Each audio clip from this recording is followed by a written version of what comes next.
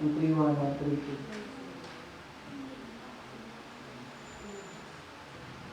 Five, six, seven.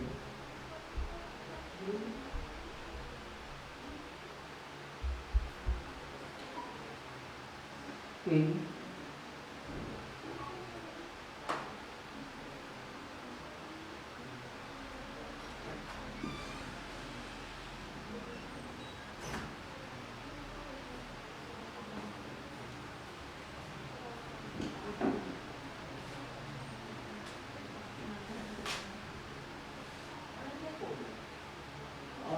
Okay. Good morning. Good morning, everyone. Welcome sa ating pagsamba ngayong umagang ito. Ngayon ay the 5th Sunday after Pentecost.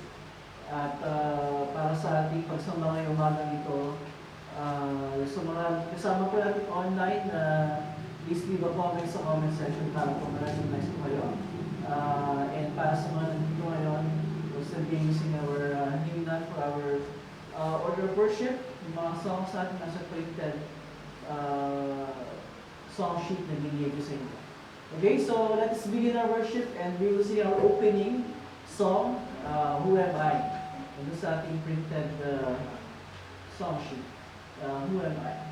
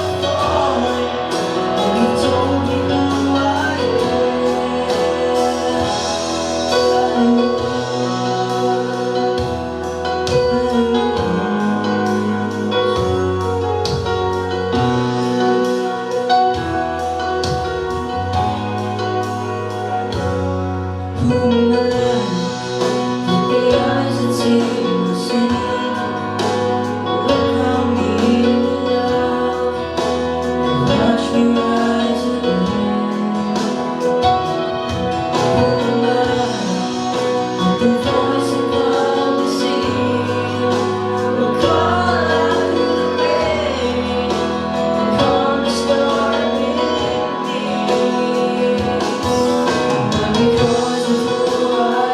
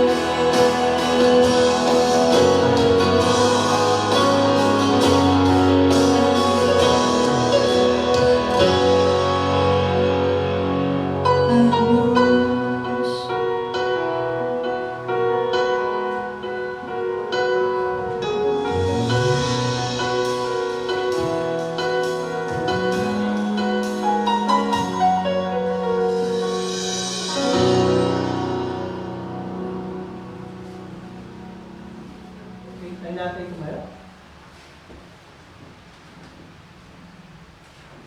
Sa pangalan ng Ama at ng Anak at ng Espiritu Santo. Amen. Mga minamahal sa Panginoon, lumapit tayo ng may tapat na puso at pahayan na ating kasalanan sa Diyos na ating Ama at pumalik sa Kanya sa pangalan ng ating Panginoong Kristo upang tayo ay pagkalooban niya ng kapatawaran. Ang tulong natin ay nagmumula sa Panginoon. Siyang lumikha ng langit at lupa. Aking sinabi, ipahayag ko ang aking pagsalangsang sa Panginoon. At iyong pinatawad ng aking mga kasalanan. Sabay-sabay natin ipahayag ang ating mga kasalanan. O Diyos, Amang makapangyarihan sa lahat, Amang mga bali, ako na isang kaawa-awa at abang makasalanan, ay nagpapahayag sa iyo ng lahat ng aking mga kasalanan at mga kasamaan.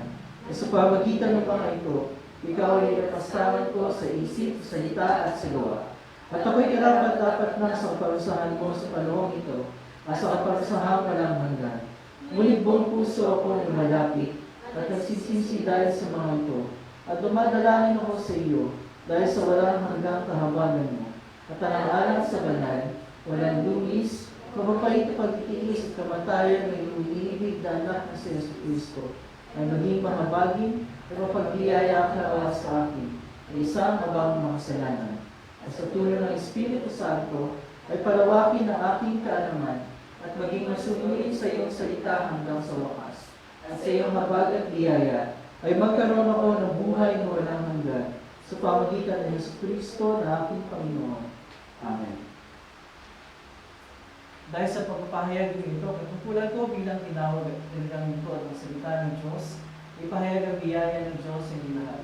At bilang kinatawan ng aking Panginoong Jesucristo sa pamagitan ng kanyang utos, ay pinagtatawad ko sa inyong lahat ng mga kasalanan. Sa pangalan ng Ama at Anak at ng Espiritu Santo. Amen. Nagpili tayo na nakatayo para sa pagbasa ng mga talata sa aklat ng mga awit. Pagkatapos nun, ating ibigkasin ang wala natin sa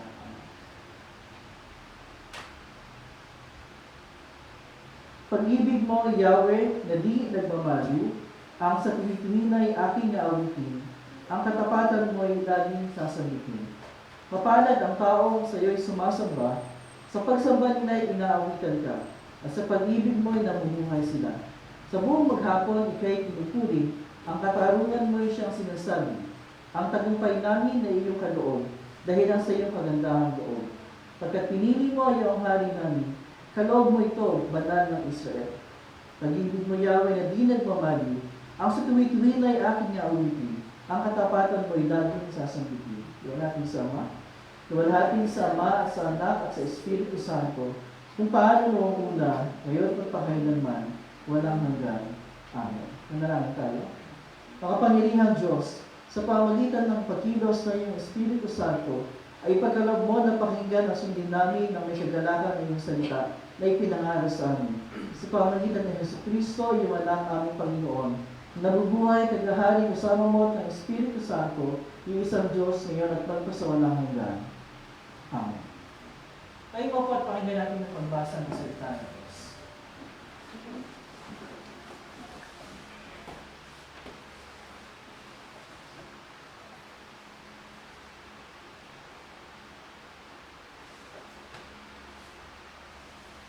Pagbasa para sa linggong ito ay buhat sa aklat ng Jeremiah chapter 28 verse 5 to 9. Ito ang mga sinasabi. Nagsalita naman si Propeta Jeremiah kay Propeta Hananias sa harap ng mga pari at sa lahat ng mga taong naroon sa patio ng templo. Amen. Ganyan nga sanang gawin ni Yahweh.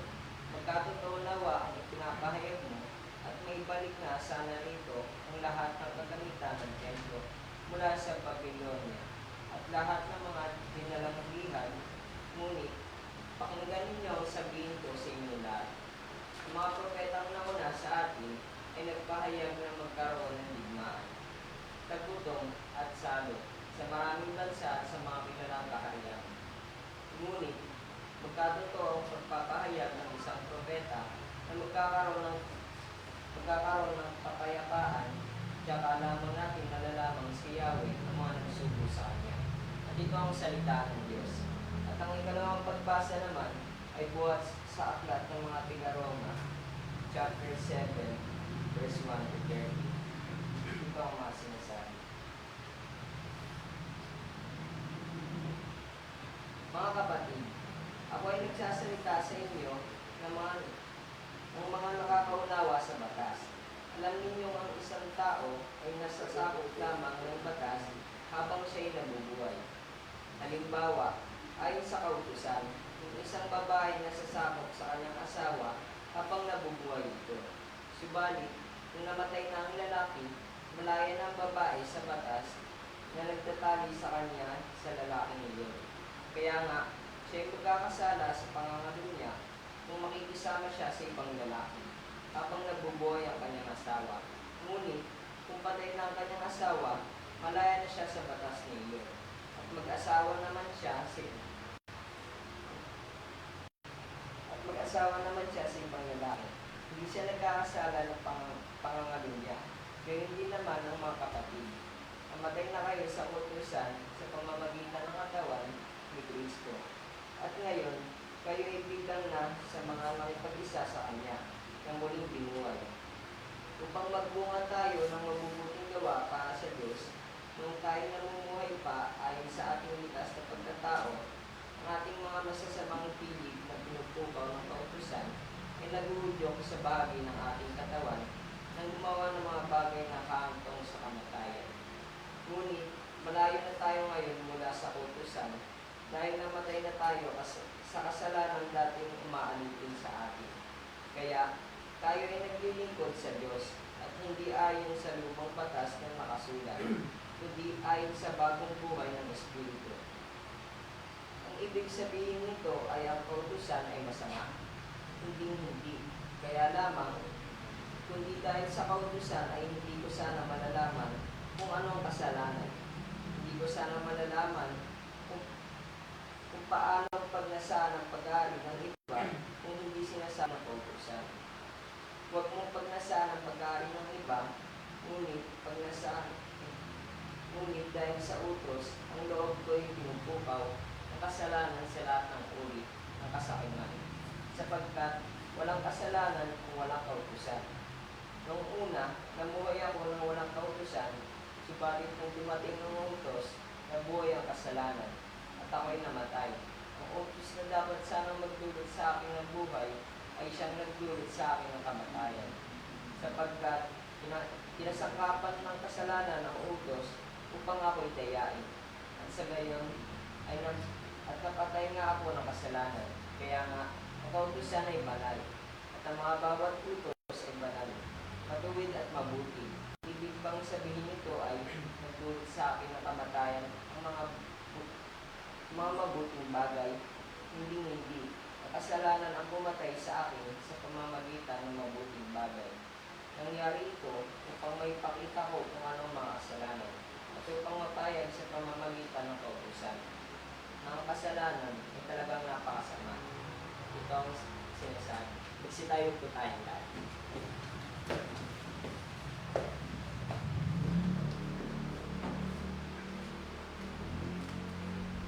Dakila ka, Yahweh, at karapat dapat na ipay-purihin. Kadakilaan mo, ituloy na mahirap namin unawain.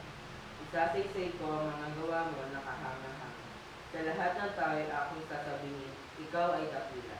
Alleluia, Alleluia. Ang mawala ng kanyang buhay, alang-alang sa akin, ay magkakamit ito. Alleluia. Alleluia. Alleluia. Alleluia. Ang mabuting balita, ayon kay Mateo, chapter 10, verse 34. Lumaki ang sumayo ang Panginoon. At ganito ang sinasabi, huwag ninyong isiping naparito ako upang magdala ng kapayapaan sa lupa. Naparito ako upang magdala ng hindi kapayapaan. Naparito ako upang paglabanan ng anak na lalaki at ang kanyang ama, ang anak na babae at ang kanyang ina, at ang manugang na babae at ang kanyang biyanang babae. At ang magiging kaaway ng isang tao ay kanya na rin mga kasambahan. Ang umiibig sa kanyang ama o ina nang higit sa akin ay hindi karapat-dapat sa akin. Ang umiibig sa kanyang anak nang higit sa akin ay hindi karapat-dapat sa akin. Ang hindi nagpapasal ng kanyang krus at hindi sumusunod sa akin ay hindi karapat-dapat sa akin. Ang nagsisikap pagligtas ng kanyang buhay ay mawawalan nito. Ngunit ang mawalan ng kanyang buhay alang-alang sa akin ay magkakaroon nito. Ang tumatanggap sa inyo ay tumatanggap sa akin. At ang tumatanggap sa akin ay tumatanggap sa nagsugo sa akin. Ang tumatanggap sa isang propeta dahil sa ito'y propeta ay tatanggap ng gantimpalang na uukol sa propeta. At ang tumatanggap sa isang taong matuwid dahil sa ito'y matuwid ay tatanggap ng gantimpalang na uukol sa taong matuwid.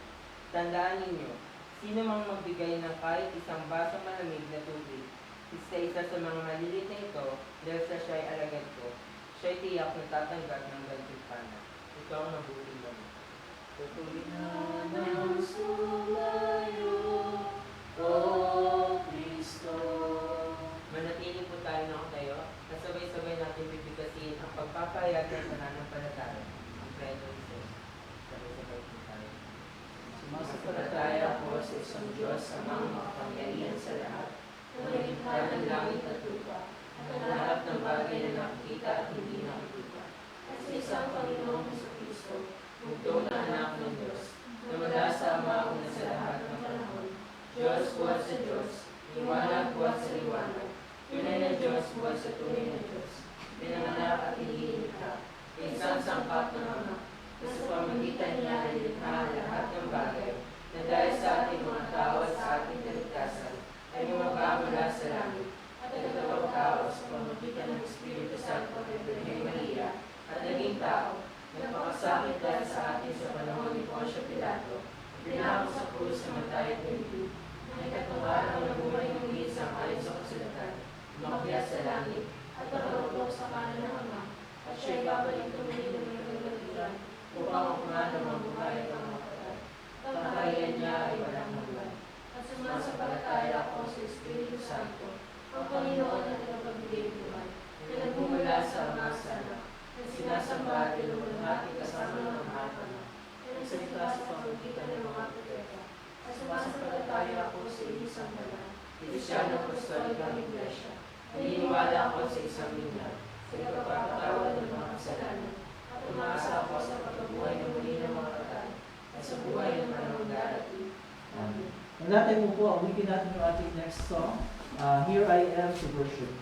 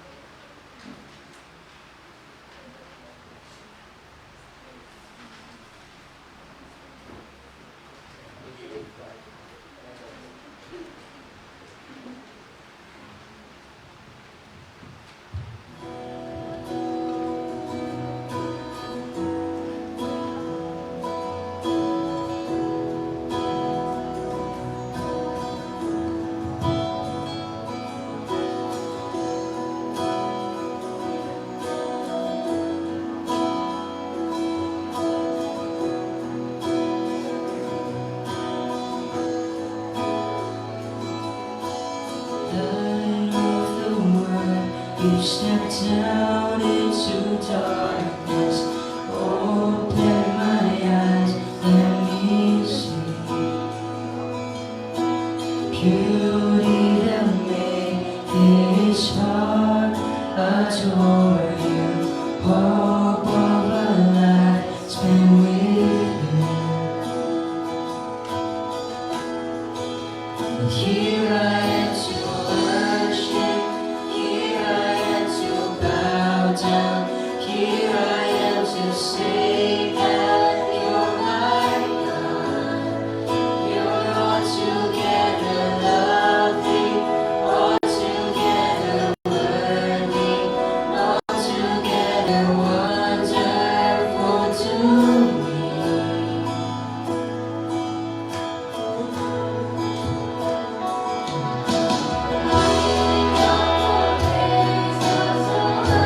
you.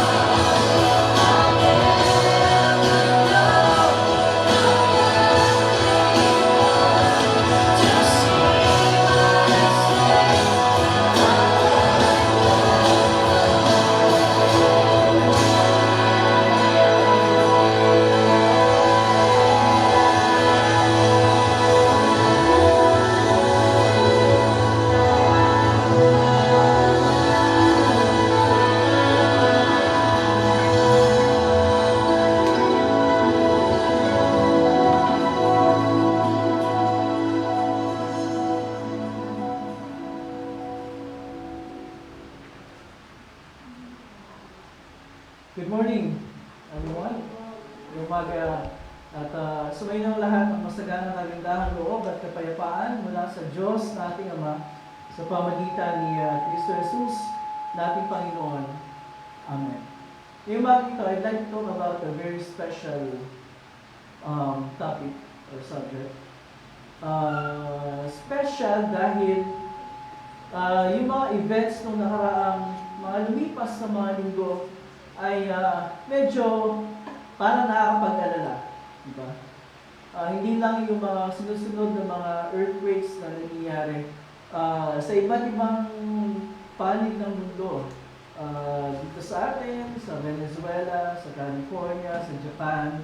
And just the other day, 2 weeks or 3 weeks after yanigin ng malakas na lindol ng General Santos at Sarangani, parang kahapon or the other day, lumindol ulit sa kanila. It's not aftershock. Lindol talaga yun. Magnitude 6 point or something. Malakas din, no? At also the other day, meron tinatawag na nangyari earthquake swarm sa Pilipinas, no? Pangasinan, at sa iba-ibang panig ng Pilipinas. So, these events ay nagdudulot sa atin na mag-alala, mangamba, kung ano ba ang susunod pagkatapos ito. After man ito, Metro Manila, we do not know. Sabi nila, right na yung Metro Manila para sa malakas sa paligid. But of course, we pray to the Lord na huwag mangyari yun. Pero aside doon sa mga natural calamities katulad ng earthquakes, na wala naman sa kontrol natin ng talaga. Ang mas nakakapag-alala at mas nakakapag dulot sa atin ng pangamba at ng galit ay yung sunod-sunod na insidente ng karahasan na nangyayari sa loob ng eskwelahan.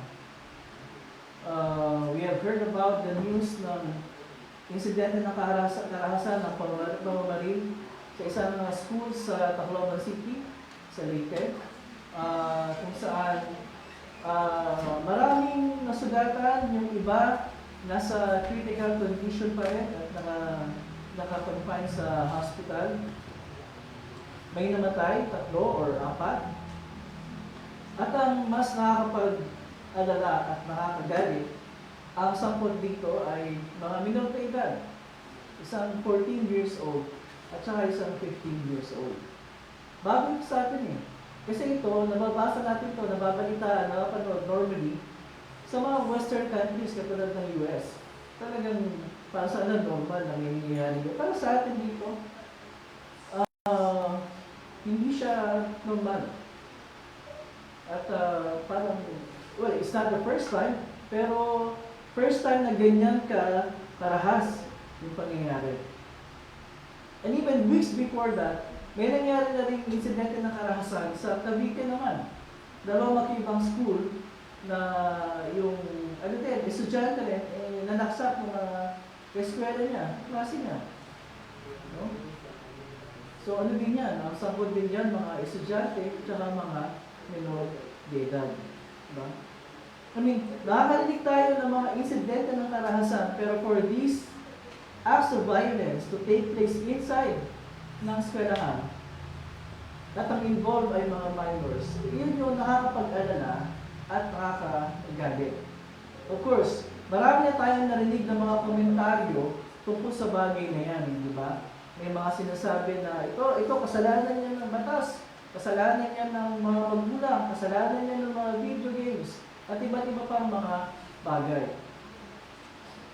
Pero pag nakakarinig tayo ng ganitong insidente ng harasan, kasamaan, hindi ba naiisip natin? Bakit nangyayari itong mga bagay nito? Where is God while all these things are happening? Diba? Kung ang Diyos ay nalalaman niya ang lahat ng bagay, bago pa mangyari ang lahat. Kung ang Diyos ay nakikita niya ang lahat ng bagay, kung ang Diyos ang may kontrol sa lahat ng bagay, at sa lahat ng pangyayari sa ating buhay, at sa ating mundo, siguro naisip natin, bakit pinapayagan ng Diyos na mangyari itong mga ganitong insidente ng karahasan at kasamaan involving minors. Siyempre, we would ask the same questions kung talagang kabi-kabila yung mga insidente ng kasamaan. Pero lalo tayo nagtatanong kung ang sanggol at ang biktima ay parehong mga minors. Why would God allow itong mga taong ito, itong mga minors na ito, na gumawa ng kasamaan sa kanilang kapwa mga minors, kasi kanilang kapwa mga kabataan, kapwa estudyante. Diba?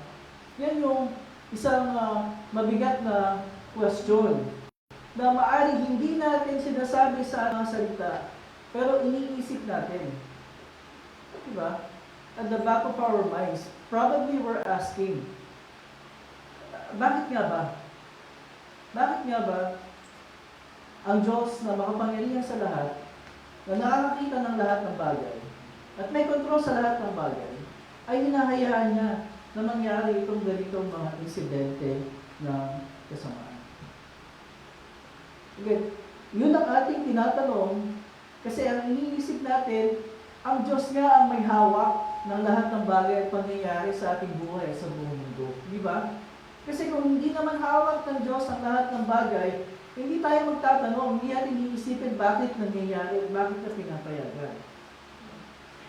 Same thing sa atin kung tayo may control sa isang pangyayari at hinayaan natin mangyari, well, people will ask us, bakit natin pinayagan mangyari? So yun ang ating iniisip. Again, hindi natin actively iniisip, pero sumasagi sa isip natin, how could God allow all these evil things to happen? Lagi ng mga biktima ay mga inosenteng mga kabataan din. Diba? Wala tayong pakialam kung yung mga preso sa bilang doon, magpatayan sila sa isa't isa Pero yung, for all these things to happen sa mga inosenteng mga kabataan,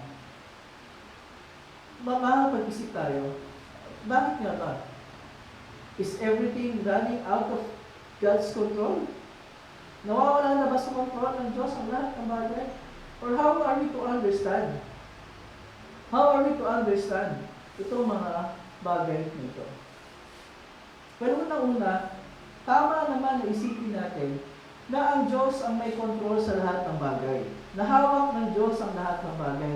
Na lahat ng bagay ay nakita niya, ang lahat ng bagay ay nalalaman niya, kahit bago pa mangyari ang lahat. Kahit bago pa isipin ng tao yung gusto niyang isipin at gawin, alam na ng Diyos na yun ang kanyang iisipin at gawin. Tama yan. Kasi pag dinamay natin, itinanggi natin yung katotohanan na yan, then we are denying, tinatanggi din natin na meron tayong Diyos na may hawak sa lahat ng bagay at makapangyarihan sa lahat. Okay? Nire-reduce natin yung Diyos sa isang Diyos na walang kapangyarihan at walang magagawa sa kahit anong bagay na nangyayari sa ating mundo. Bawas, nasabi sa atin ng aklat ng Panaghoy, ng Lamentations, chapter 3, verse 37. Walang anumang bagay na mangyayari na hindi sa kapahintulutan ni Yahweh. Okay? That's Panaghoy or Lamentations chapter 3, verse 37. Yes, nasabi doon, walang anumang bagay na mangyayari nang hindi sa kapahintulutan ni Yahweh. Lahat ng nangyayari ay nangyayari dahil pinahintulutan ni Yahweh, dahil pinayagan ng ating Panginoon na mangyari. Yan yung malinaw na ipinapahayag ng talata na yan na sinulat ni Propeta Jeremias. Si Propeta Jeremias ang sinulat ng aklat ng Panaghoy. Nasa Diyos ang lahat ng kapangyarihan, ang Diyos ang may autoridad sa lahat ng bagay. Kung siya yung may autoridad sa lahat ng bagay, siya ang nagpapasya kung anong bagay ang papahintulutan niya na mangyari.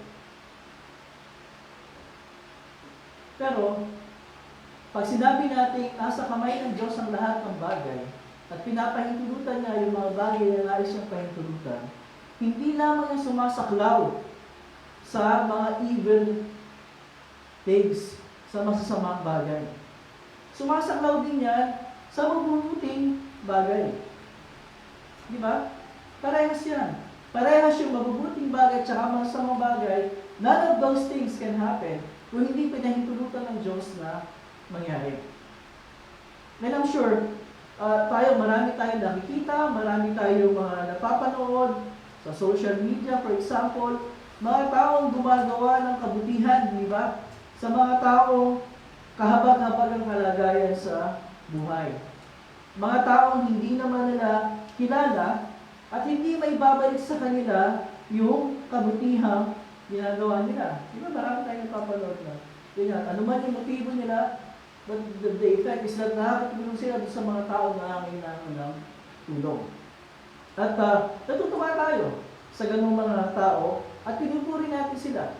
Diba? Nilalike natin yung kanilang mga videos, pinashare pa minsan.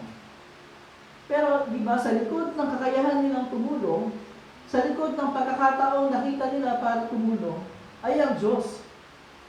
Hindi naman nagkataon yung mga bagay na yun Ang Diyos ang naglagay sa kanila sa ganong sitwasyon para matulungan nila yung taong nangangailangan ng tulong.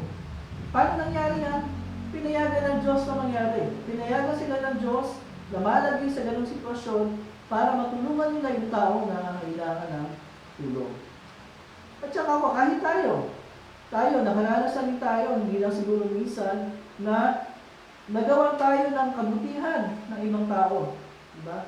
Minsan pa sa mga sitwasyon hindi natin inaasahan at maaaring hindi naman natin hiningi. Diba? Pero dumating sa atin yung pagpapala. Anong ginagawa natin? Nagko-complain ba tayo? Nagpapasalamat tayo, hindi ba? Nagpapasalamat tayo sa ganung sitwasyon. Siyempre, alam naman magreklamo tayo na ba't ako tinutulungan ito? Di ba? Lord, bakit ako tinutulungan? Di ba? Hindi tayo magreklamo sa ganung sitwasyon. Hindi tayo magreklamo ginagawa tayo ng kabutihan at hindi tayo magreklamo gumagawa ng kabutihan ng ibang tao sa kapwa nila. No one will complain. Pagka pinag-uusapan ay yung kabutihang nagagawa. And yet, isipin natin, nangyayari yung mga bagay na yan dahil pinahihintulutan ng Diyos na mangyari yung mga bagay na yan. Ang mga mabubuting bagay na yan. Ano yung point? Ang point is, yung katotohanan na walang kahit anong bagay na mangyayari na hindi pinapahintulutan ng Panginoon, it's not a negative thing. Hindi yung isang bagay na laban sa atin. Yun ay isang bagay na para sa atin at sa ating kabutihan. It's a positive thing na walang nangyayari na hindi pinapahintulutan ng Panginoon. Kasi sa gitna ng mundo na sobrang balot na ng kasalanan at kasamaan, ginagawa pa rin ng Diyos na lumitaw at mangibabaw ang kabutihan. Diba? Maraming masama, pero marami pa rin mabuti. Maraming evil things na nangyayari, pero marami pa rin mga good things na nangyayari. Diba? Dahil hindi si Satan, hindi naman siya ang may otoridad sa lahat ng bagay. Hindi si Satanas ang masusunod kung ano ang dapat mangyari at hindi dapat mangyari.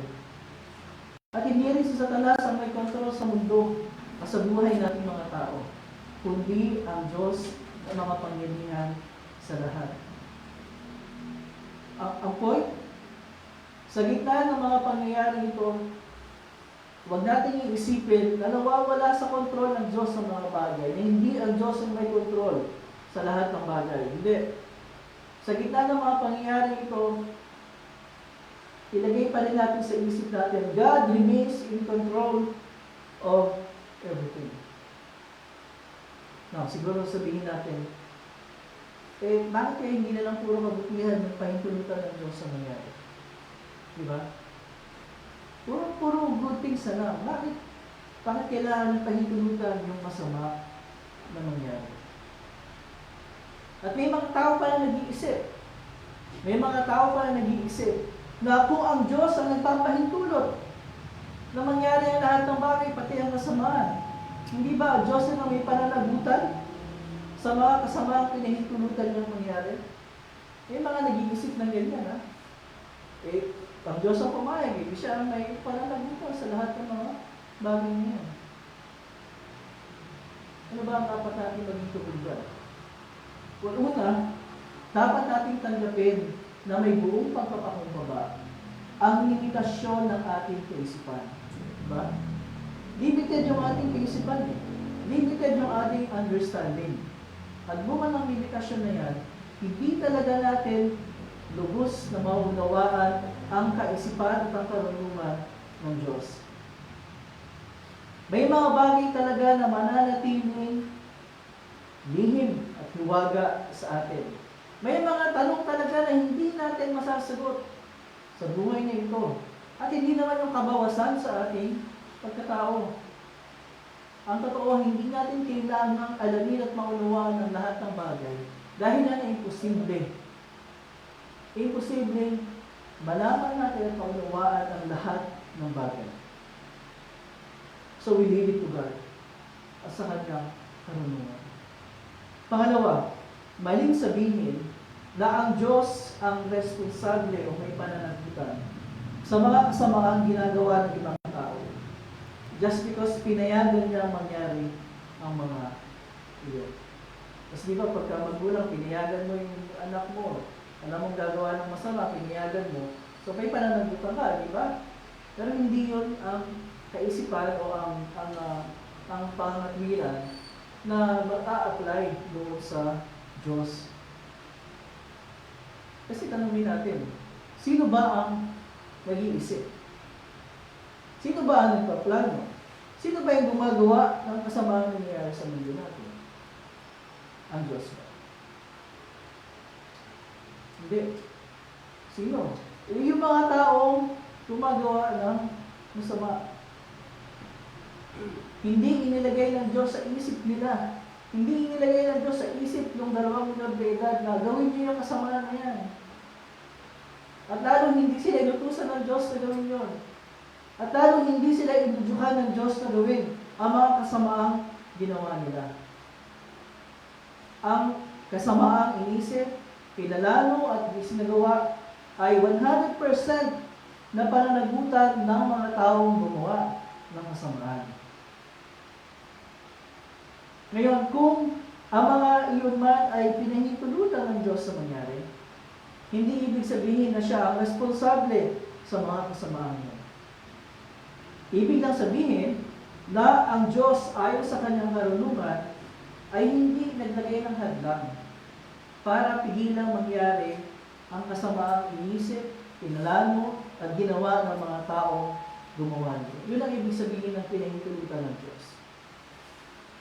Alam niya, in advance, na yun ang iisipin, paplanuhin at gagawin ng mga taong gumagawa ng masama. At sa kanyang karunungan na hindi natin maunawaan, at kung ano man yung kanyang layunin, pinayagan niya, pinahintulutan niya. Ibig sabihin, hindi siya gumawa ng hadlang para magawa ng mga tao yun yung kanilang ginawa. Okay, yun ang ibig sabihin ng pahintulot. Kasi pag sa atin, sa language natin, sa Tagalog, pag sinabing pinayagan, pahintulot, ang konsepto nun ay hiningi sa'yo ng permiso di ba? Tapos pinayagan mo. Kung hindi na, pwede ko ba gawin ito? Tapos ginawa. Yun yung pahintulot. Pero hindi yun na ibig sabihin na pahintulot o pinahintulutan ng Diyos pagdating sa pinag-uusapan natin. Hindi na niya hinadlangan. Kasi alam nyo, kahit ngayong oras nito, wala sa atin na makakapagpagalaw ng ating kamay kung hindi ito papagalawin ng Diyos. Okay. Lahat ng ginagawa natin ay nagagawa natin because God allows these things to happen. Hindi niya hinahadlangan. Yun ang ibig sabihin ng pinapahintulutan niya. Hindi niya hinahadlangan. Nagumalaw yung ating kamay, makalakad yung ating paa, makapag-isip yung ating mga isip. Yun ang ibig sabihin niya. Ngayon, sabihin pa natin na ang hirap na intindihin. Lahat yung pinahintulutan ng Diyos, nakita niyang masama nakita niyang may magdudusa ng mga pamilya at mga magulang. Kasi hindi naman nila magagawa kung hindi pinahintulutan ng Diyos. Totoo naman talaga yun. Again, that question will remain a mystery habang nandito tayo sa mundo nito. Dahil totoo, walang anumang bagay na mangyayari na hindi sa kahintulutan ng Panginoon. Alam ng Diyos ang lahat ng iniisip natin, mabuti o masama man, bago pa man natin gawin o hindi gawin ang mga ito. At may kapangyarihan siyang pigilan o pahintulutan na mangyari ang mga ito. Bilang Diyos, nasa Kanya ang lahat ng karapatang magpasya kung aling bagay ang Kanyang pipigilan o pahintulutan. Pero, sa lahat ng bagay na iniisip natin at ginagawa natin, hindi ang Diyos ang nagsiksik sa isip natin ng mga bagay na yan. Hindi rin ang Diyos ang nagtutos sa atin, ang nagudok sa atin na gawin ang mga bagay na yan. Lahat ng ginagawa natin ay ginagawa natin ayon sa ating malayang sariling pagpapasya. Kasi hindi tayo robot na ginawa ng Diyos. Hindi tayo remote control. Hindi tayo mga AI. We are humans. At lahat ng ginagawa natin ayon sa ating malayang sariling pagpapasya. Kaya tayo ang responsable at may pananagutan sa lahat ng ginagawa natin. Tayo ang responsible sa lahat ng ginagawa natin. Totoo talaga, walang anumang bagay na mangyayari na hindi sa kapahintulutan ni Yahweh. Pero sinasabi rin ng salita ng Diyos. Sa akat ng mga awit, for example, chapter 5, verses 4 and 5. Sabi doon, ikaw ay Diyos na di nalulugod sa kasamaan. Mga gumagawa ng kasama ay iyong kinasusuklaman. God hates evil and the evildoers. Yan ang sinasabi ng Biblia. Hindi lang yung evil, but the evildoers. Parehong kinasusuklaman ng Panginoon. Kaya hindi talaga pwede sabihin na ang Diyos ang responsable sa mga masamang nangyayari na pinayagan niya. Kasi nga, kasuklang-suklang sa Kanya ang kasamaan at yung gumagawa ng kasamaan. At ang Diyos din ay God of justice ng katarungan. Ano ibig sabihin ito? Kung sa tingin man natin ay para bang nagtatagumpay yung mga gumagawa ng kasamaan. Pero darating ang panahon ay tinakda ng Diyos para papanagutin sila at parusahan sa mga kasamaang ginawa nila. Kung hindi man dito sa mundo, siya doon sa lugar na itinakda para sa dyablo at sa lahat ng gumagawa ng masama. Saan yun? Sa impyerno.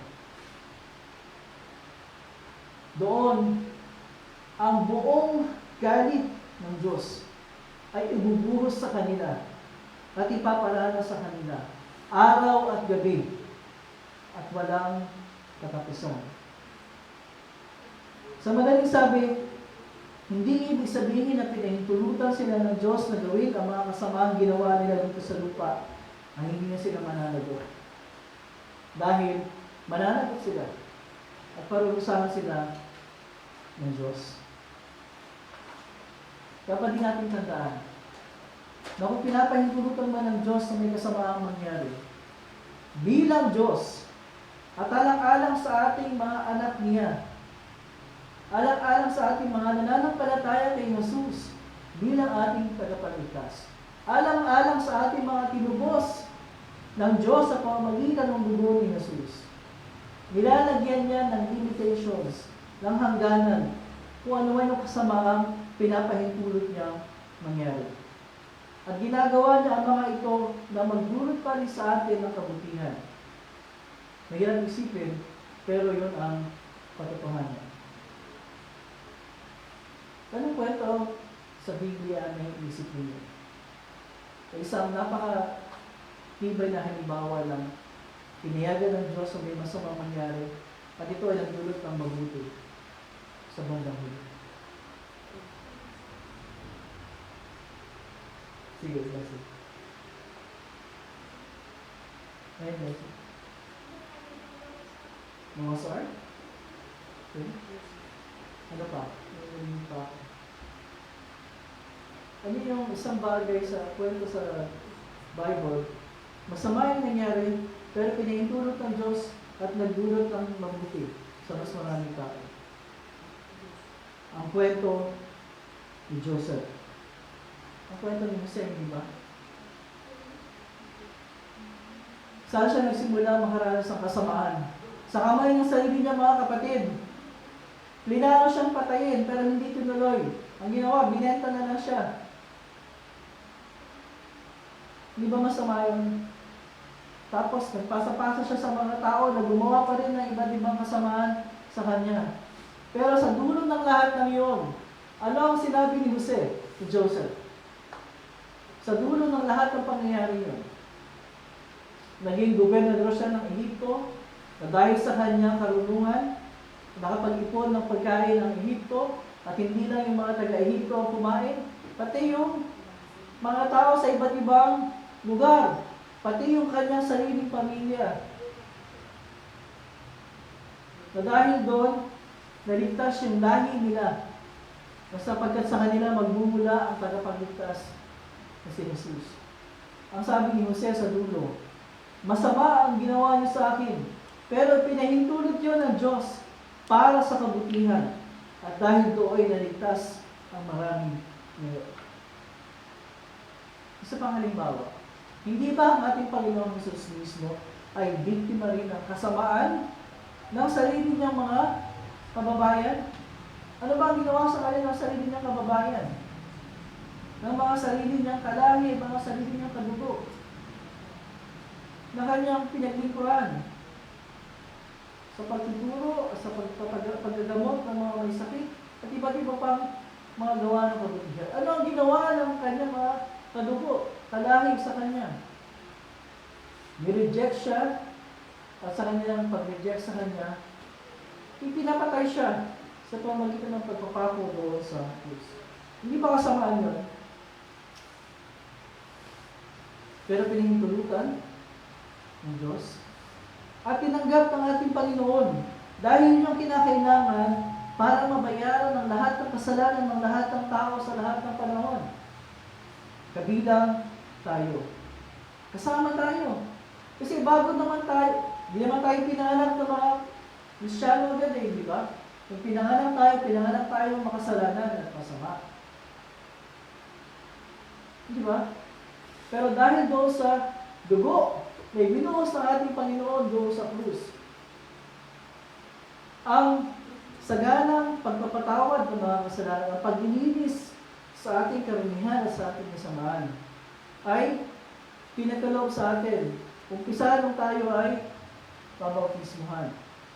At habang lumalaki tayo sa ating patuloy na pagtitiwala sa Kanya bilang ating Panginoon at tagapagligtas. Dinanas siya ang lahat ng kasamaan para sa ating kabutihan, para sa ating kaligtasan. Kaya hanggang nabubuhay tayo sa mundo ito, hindi mawawala ang kasamaan. Kasi ang kasamaan ay bunga ng kasalanan. At ang kasalanan ay wawakasan sa araw ng muling pagbabalik ng ating Panginoon. Pero habang hindi pa dumarating yung araw niyo, mangyayari ang lahat ng uri ng kasamaan sa mundo ito. Para sa atin, pumanatag tayo. Alam natin na ang Diyos ang nananatiling may kontrol sa lahat ng bagay. At may magagawa tayo. Ano magagawa natin? Tayo ng mga inialista ng Panginoon sa madilim na bilangguan ng kasalanan. Ano magagawa natin? Kaya ating magliwanag sa buhay natin ang ating pananampalataya. Diba? Ang kapangyarihan ng salita ng Diyos at ang kapangyarihan ng pag-ibig ng Diyos. Para yung mga taong nasa kadiliman ay makita yung liwanag ng Panginoon na nagdiningin sa ating mga buhay. Meron pa tayo sa magagawa. Ibahagi natin sa mga tao ang mabuting balita ng kaligtasan sa pamamagitan ni Jesus. Para sila rin ay mahango mula sa madilim na bilangguan ng kasalanan. Para sa ganon ang sitwasyon, magiging mas malakas, magiging mas bright, yung liwanag na nagmumula sa ating mga mananampalataya at panatabunan yung kadilimang atid ng kasalanan at ang bubunga ng lahat ng uri ng kasamaan. So hindi tayo passive na nanonood lang na, hindi, okay na, bahala na, ang Diyos ang may kontrol, may magagawa tayo. By letting the power of God, the Word of God, the love of God shine in our lives. At hindi natin kailangan maintindihan at paunawaan ng lahat ng natin. Alam niyo ang kailangan natin? Ang kailangan natin ay manatiling nagtitiwala na ang ating buhay ay nasa kamay ng ating Panginoon tumungkol sa atin. Nasa kamay ng ating Panginoon, nakakaalam ng pinakamabuti para sa atin. Nasa kamay ng Panginoon ginawa ang pinakamabuti para sa atin nang ialay niya ang kanyang buhay doon sa krus para mamatawad tayo sa ating mga kasalanan at para mailigtas tayo sa mundong ito ng kasamaan, para bigyan tayo ng mas mabuting tahanan doon sa kanyang kaharian sa langit kung saan hindi kasamaan ang paghahari, kundi ang kabutihan, ang pag-ibig ng Panginoon, ang kanyang kapangyarihan at ang kanyang kalulatian. Trust in the Lord sa lahat ng pagkakataon. At hindi maligid na kapayapaan ng Diyos siya maglinga sa ating mga pusong pag-iisip sa pamamagitan ng Kristo Jesus na ating Panginoon. Amen. Papatuloy tayo sa pamamagitan ng pag-awit ng ofertoryo o ng paghahandog ay lahat ay tumuloy. Tingin natin ang ofertoryo. Ising mo puso ko, O Diyos, at pagmuli Espiritu sa akin. Huwag hayang malayo sa piling, Santong Espiritu, huwag bawin. Ibalik sa akin galak ng kaligtasan at gabayan mo ako sa tuwina. Amen. Tayo mo po, tayo ng magandang sa Panginoon, hindi natin sa lahat ng ating mga sarili at maging mabahagi ng pagpapalang ng Lord niya sa atin.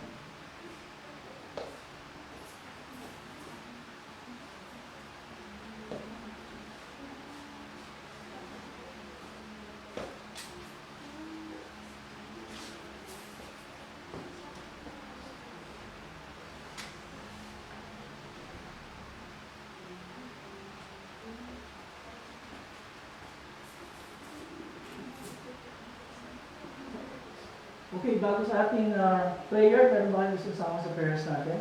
Mga kahilingan o pasasalamat.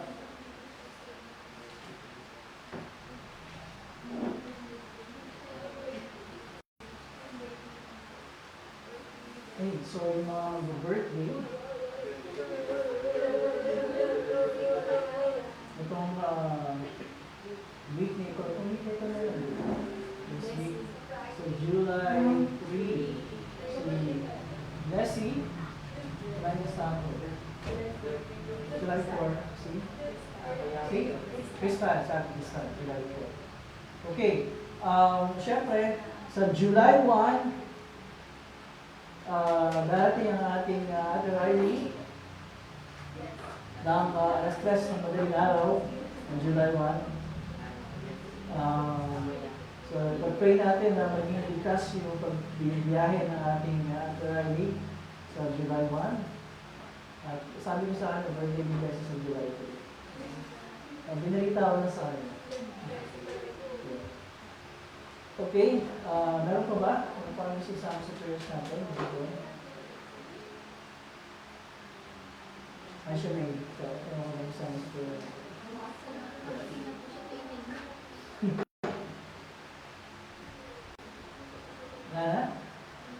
Okay, so wala na, just remain seated para sa ating prayer at pagkatapos ng yung ating paghahanda sa pag-ibig. Okay, manalangin tayo. Manalangin Diyos sa mga Panginoon sa lahat. Ngunit po sa araw na ito, nagpapasalamat kami sa iyo dahil binigyan niyo po kami ng lakas at ng maayos na kalusugan para kami po ay sama-samang makapag-tipon-tipon sa dakong ito ng bahay-simbahan para purihin ka. Pasalamatan ko sa lahat ng biyaya at higit sa lahat tanggapin hindi lamang ang kapatawaran ng aming mga kasalanan kundi ang pagkapatibay ng aming pananampalataya sa pamagitan ng iyong salita. Ama, maraming salamat nga po dahil anuman yung mga nangyayari sa aming paligid, sa aming bansa, sa iba't panig ng mundo, ay binibigyan po kami ng katiyakan at ng kapanatagan na ang lahat ng bagay ay nanatiling nasa ilalim ng inyong pamamahala at kung anumang mga bagay na hindi pinapahintulot ang mangyari, ito ay nasa inyong kontrol at palagi po ninyong inilalagay ang aming kabutihan sa lahat ng mga bagay nito. Tulungan niyo po kami na magtiwala sa iyo sa lahat ng oras, sa lahat ng panahon at sa lahat ng sitwasyon. Ama, maraming salamat po sa lahat ng mga maghiliwang ng kanilang parawan itong week nito. Sa birthday po ni Bessie, sa 18th birthday ni Bessie sa July 3 at ang birthday ni Crystal sa July 4. Maraming salamat po dahil sa mahabang taon ay patuloy po sila pinagpapala at patuloy po namin sila makakasama sa paglago sa pananampalataya at sa paglilingkod sa iba't ibang kaparaanan. Patuloy niyo pong bigyan sila ng inyong pagpapala at inyong pagkalinga at kayo po ang patuloy na bumabay sa kanilang mga plano, sa kanilang mga nais na gawin. At ito ay bibigyan ng katuparan ayon po sa inyong pamamaraan sa inyong panahon. Kasama rin po sa aming panalangin na kayo po ang magkaroon ng ligtas na pagbibiyahe para kay Riley sa kanyang pag-travel papunta dito sa amin sa July 1. Maraming salamat po una sa pagbibigyan niyo po siya ng pagkakataon na muling makabisita pagkatapos ng ilang taon. Hindi lang po safe travel ang hinihiling namin kung ginawa ang kanyang panahon na pinilalaan ay maging kapakinabangan hindi lamang para sa kanya, hindi para sa amin lahat. Sa lahat po ng mga kahilingan, naraingan na nasa aming isip at nasa aming puso, hindi po namin nababanggit ng aming mga salita. Ang mga ito po ay inyo pong nalalaman at ang mga ito ay dinudulog para sa amin ng iyong Espiritu Santo. Kaya iniingat po namin ang lahat ng ito at ang mga bagay na aming pong binanggit ay hindi patulog sa amin. Alang-alang sa mapalito pagtulusa, kamatayan at muling pagkabuhay ni Jesus na hindi pong anak na aming Panginoon at ipagligtas. Ngayon at kailangan. Amen. Tayo tumayo, magpapatuloy tayo sa paghahanda sa hapag ng Panginoon. Ang Panginoon ay sumayo. Maglalak ang inyong mga puso. Magpasalamat tayo sa ating Panginoon Diyos. O Panginoon, ang banal, makapangyarihan walang hanggang Diyos, tunay nga nararapat, patuwid at kapuri-puri, na kami ay dapat magpasalamat sa iyo sa lahat ng panahon at sa lahat ng dako.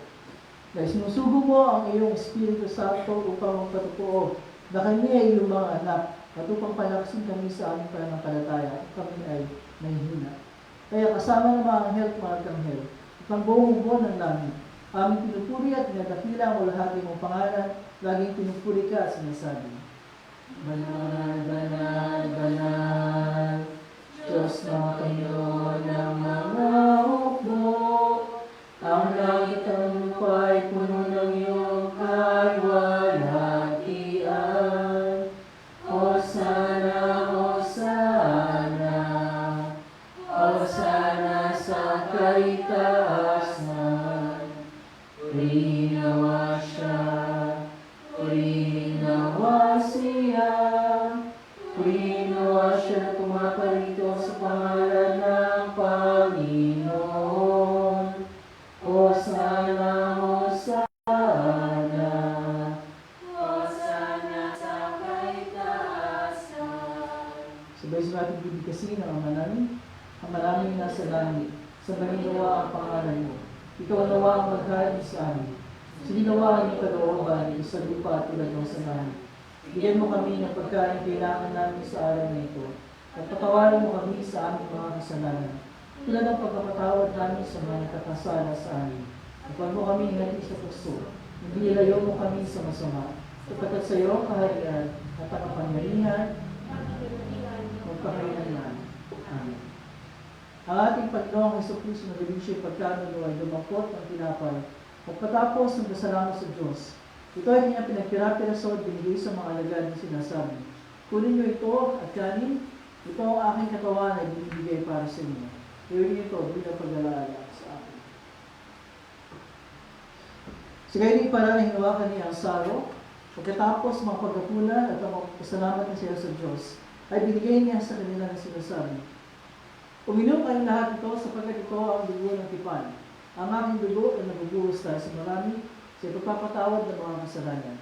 Gawin ko sa minginang kayo ito bilang pag-alala sa amin.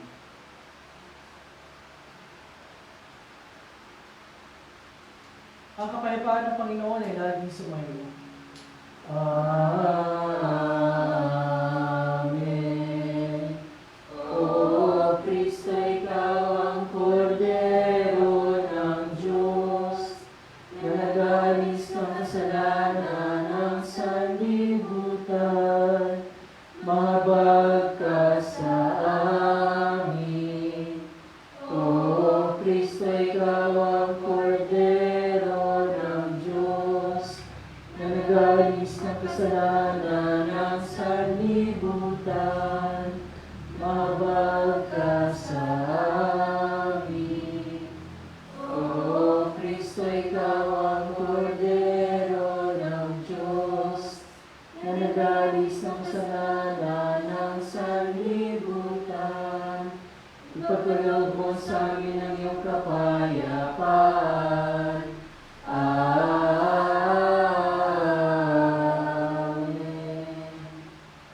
Yan mo po. At sa lahat ng mga confirmed communicant members, ating naniya para ating sama-samang tanggapin ang kanyang tunay na katawan, dugo, kalamitan, tinapay at alak sa ipagpapatawad ng ating mga kasama.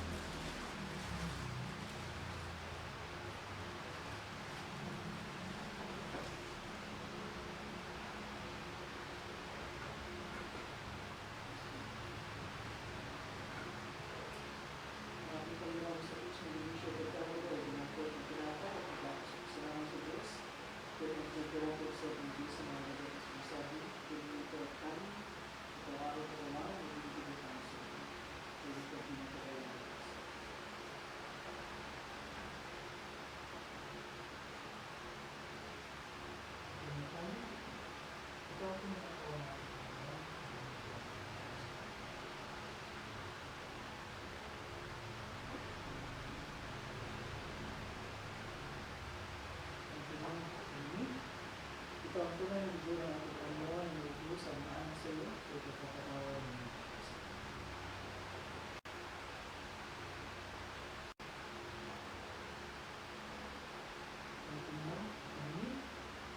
Ito ang tunay na dugo ng ating Panginoon na nabubuhos sa mga sa iyo sa ipagpapatawad ng mga kasalanan.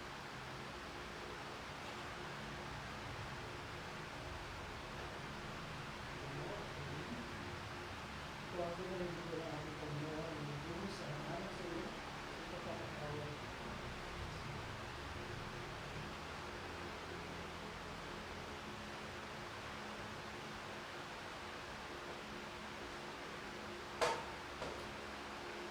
tangkulin na katawan at igulawan ng ating Panginoong sa Kristo na siya magkalakas at itinga sa inyo sa kanyang panampalataya kung sa buwan mo na hanggang. Umangon kayo, may kataypan, galakan sa puso. Amen.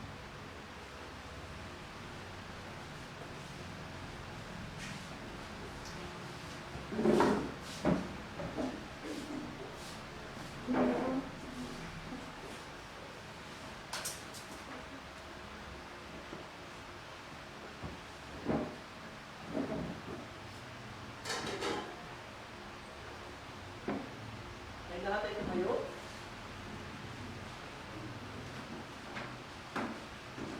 At ating awitin ang pagyaw sa kapayapaan. Panginoon, ngayon ang iyong lingkod ay pumanaw sa kapayapaan ayon sa iyong pangako. Sapagkat nakita ng aking mga mata ang iyong pagliligtas na ihanda mo para sa lahat ng mga bansa. Liwanag itong tatanglaw sa mga hendik at magbibigay karangalan sa iyong bayang Israel. Luwalhati sa Ama at sa Anak at sa Espiritu. Kung paano nung una, ngayon magpakailanman, walang hanggan. Amen. O pasalamatan natin ang Panginoong Diyos sapagkat siya ay mabuti. At ang kanyang pag-ibig ay pangwalang hanggan at mananatili. Pinasasalamatan ka namin, Diyos ng mga pangyarihan sa lahat, sapagkat pinaginhawa mo kami sa pamamagitan ng sakramentong ito. Dinadalangin namin sa pamamagitan ng kaloob na ito, ay palakasin mo ang aming panampalataya sa iyo, at paningasin mo ang aming pag-ibig sa isa't isa. Alang-alang kay Yesu Kristo ang aming Panginoon, na nabubuhay at naghahari kasama mo at ng Espiritu Santo, iisang Diyos ngayon at pagpakailanman. Amen. Ang Panginoon ay sumayo. At ang kanyang Espiritu. Purihin natin ang Panginoon. Magpasalamat tayo sa Diyos. Sa ito niyang pagpapala ng Panginoon. Pagpalain ka nawa ng Panginoon at ingatan. Paliwanagin nawa ng Panginoon ang kanyang mukha sa iyo at makapag sa iyo. Ibingat nawa ng Panginoon ang kanyang mukha sa iyo at bigyan ka ng kapayapaan. Amen. Amen. Amen. Please be seated at ating awitin yung ating closing hymn. Doon sa printed song sheet na binigay ko sa inyo. Still.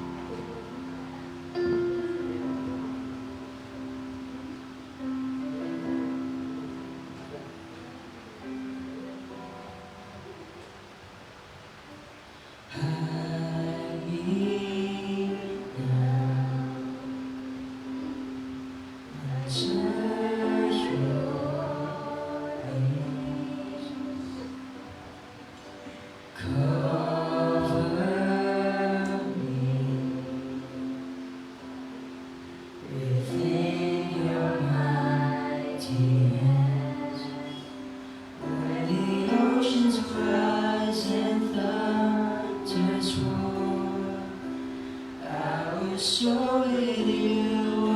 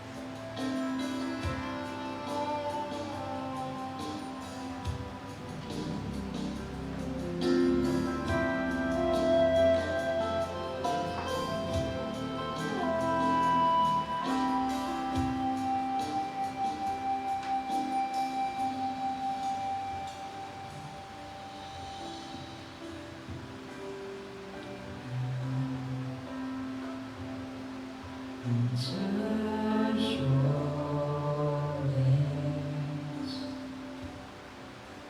Cover me within your mighty hands.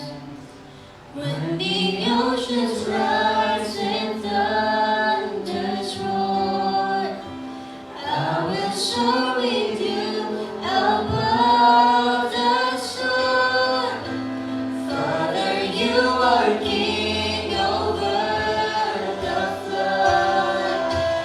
I will be still, know you are God. When the oceans rise and thunders roar, I will soar with you above the storm. Father, you are king over the flood. I will be still, know you are God. When the oceans rise and thunders roar, I will soar with you above the storm. Father, you are king over the flood. I will be still, know you are God.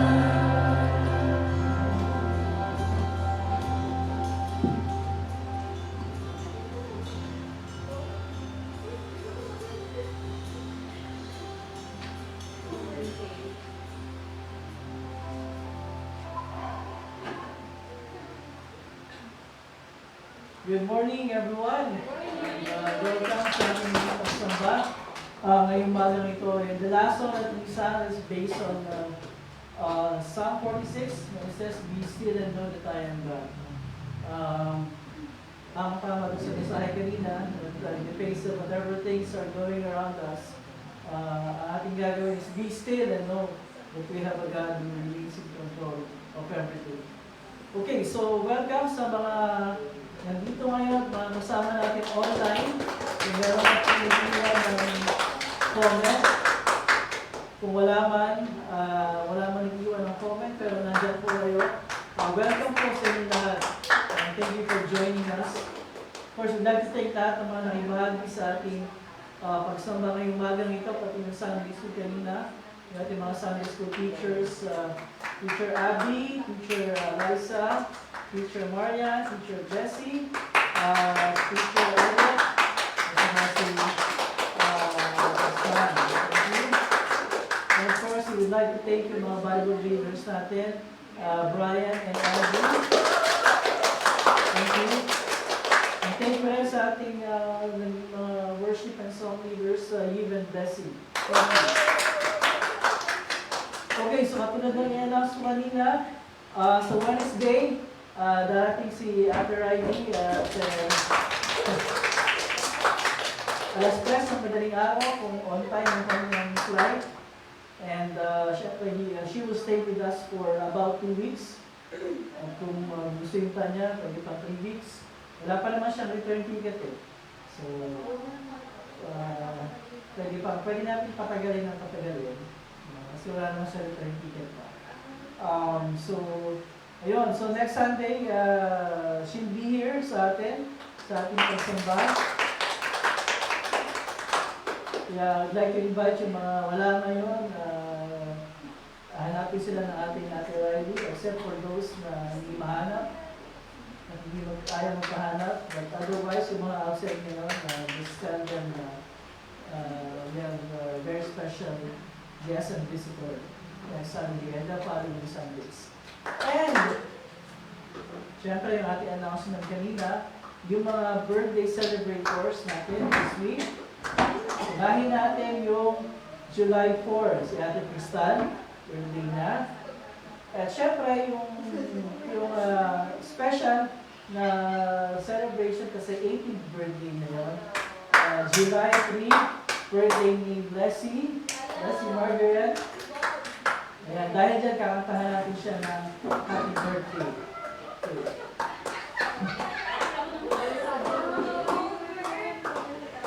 Okay, 1, 2, 3. Happy birthday to you. Happy birthday to you. Happy birthday, happy birthday, happy birthday to you. One more. Happy birthday to you. Happy birthday to you. Happy birthday, happy birthday, happy birthday to you. Okay, happy 18th birthday kay Teacher Blessy. Ayan. So, syempre, it's a special day for her. At sa atin din, nagpapasalamat tayo na si Blessy kasabay natin na lumalakit, lumalago sa ating faith. At syempre, sa ating pag-serve sa ating Panginoon, di ba? So, ayan. So, happy 18th birthday kay Blessy. Special kasi may special guest sa birthday mo sa atin. Alam niya na yan. Nasabi ko na sa kanya. Okay, so, syempre we have our lesson discussion pagkatapos. At yung iba pa natin mga kailangan pag-usapan. Other than that, wala na akong ibang announcement. Maraming salamat again sa inyo lahat. And God bless your day, God bless your week. And see you again next Sunday. Bye-bye.